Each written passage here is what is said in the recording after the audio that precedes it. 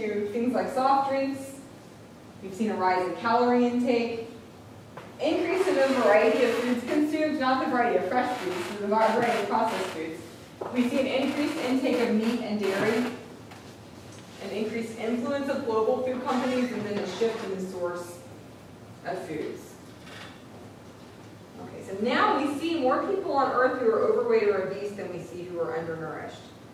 So globally, overnutrition is equally, it's equally as important to address as undernutrition. All right, so let's look at these transitions in comparison. I mentioned 3 transitions. We've seen these occur together. So by demographic transition, we mean a transition from a society that has high fertility rates and high mortality rates to less of both. And we see societies progress through reduced mortality first and then reduced fertility. With epidemiological transition, we see a high infectious disease rate, and then we begin to see progressing through these phases of chronic diseases predominate. And then with nutrition, we see high undernutrition, receding famine, and then again, higher chronic disease, non-communicable disease. And we're trying to figure out what to do. Okay, and we have these issues in terms of nutrition. We're trying to figure out how to address chronic disease in our current environment. So of course, nutrition transition is related to changes in technology, how we're producing food. So nutritionally speaking, there are some benefits of these changes. Okay, if you think about 100 years ago, humans ate a diet that was highly seasonal, and they had much more narrow choice in terms of what they could consume. Now we have lots of variety and lots of choice. So from that standpoint, we see it's easier for people to eat a variety of foods today than in the past because of the shifting in technology and storage and things like that. But the question remains, who's in control of the direction of this transition? Who's controlling the nature of food products?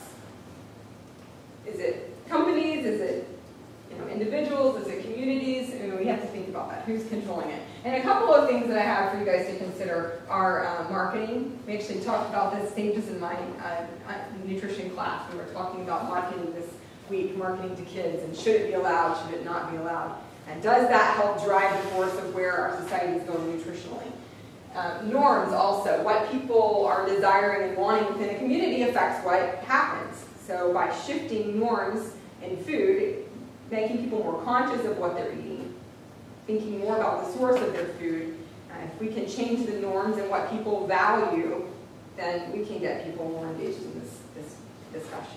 And in fact, in the course that I'm teaching, the intro course I'm teaching this semester, it's been really interesting to see what gets people engaged in the nutrition discussion.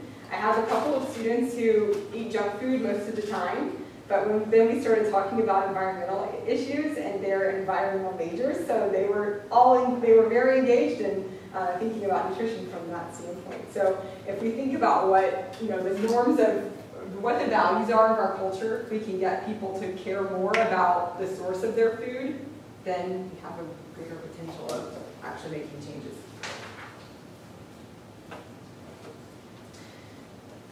Some describe this nutrition transition as a mismatch between our food supply and the environment, our bodies, and our culture.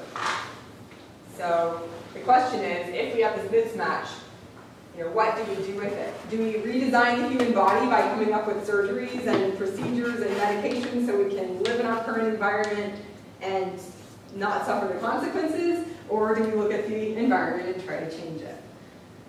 There is a brain biochemist and nutritionist by the name of Michael Crawford. He has argued that our intellectual capacity is the result of evolution. And he explains that the emergence of chronic diseases has occurred in relation to particularly this shift in the fatty acids in our diet.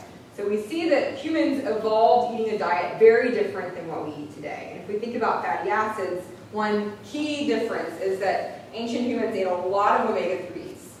So we have 2 essential fatty acids, omega-3 and omega-6. They ate about a 1-to-1 ratio of these fatty acids. Now we see most of us eating a ratio of about 18-to-1. So lots more omega-6, lots less omega-3. And so there's been consideration into how that's impacting our health.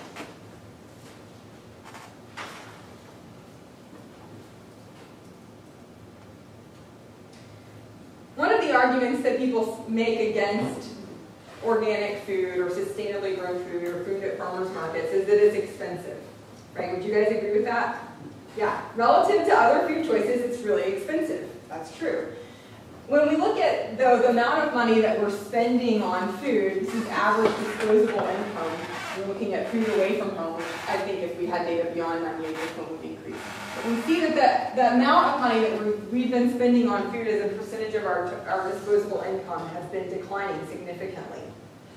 So we spend about 10 to 15% as Americans of our income on food.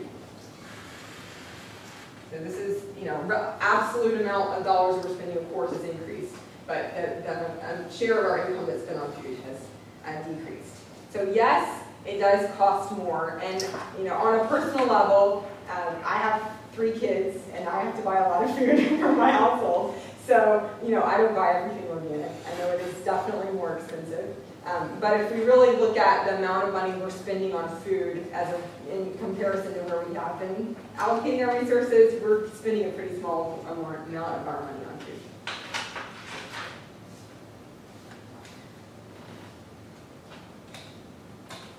Okay, so a call for new policy directions. We've got to balance out these priorities. We've got a case for greater yield, yet we're not harvesting 40% of the food in the world, so really, we got to work on that. We've got to balance this yield argument with the concerns that we have related to what's happening with our environment and our nutrition. We need a more differentiated policy package. It's not just as simple as either producing more food or persuading people to eat less.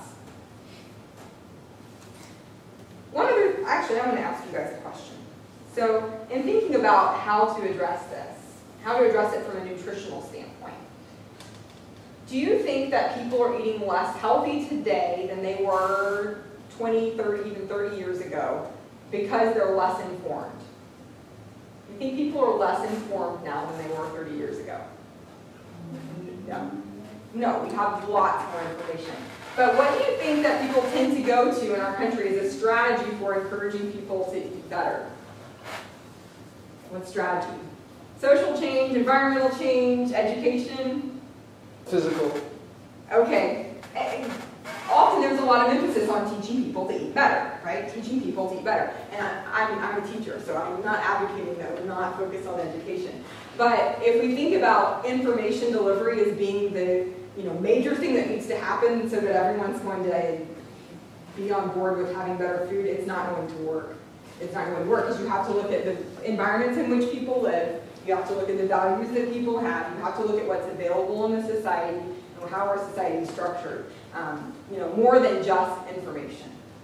So I'm not saying that nutrition education isn't important. It really is important. But we can't just give information to people and then send them out into an environment that, it's very difficult to eat within.